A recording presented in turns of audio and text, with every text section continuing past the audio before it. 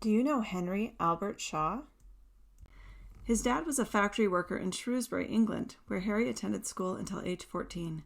Then he worked as a bookkeeper in a thread factory, where he taught school to the other children working on their half-days off. Converted to the LDS Church at 18, Harry served as a missionary in England for 7 years, mostly walking the countryside on weekends until he emigrated to Utah.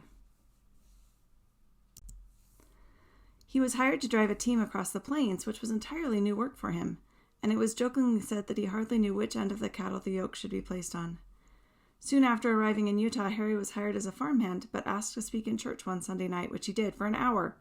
The bishop asked, "Why didn't you tell us you were educated?" Then he announced that school would open in the morning with Harry as the teacher. Harry married 2 women within months, Elizabeth and Emma. They lived harmoniously in one home and raised his 15 children as one family. Harry was a teacher, school trustee, storekeeper, postmaster, and justice of the peace in Paradise. He was never robust, and farming was difficult for him, but generally he taught school in the winter months and farmed in the summer. Then Harry opened a saloon in Paradise, which did well with the local railroad workers. But a year later, he was called into the bishopric and asked to close the saloon, which he did.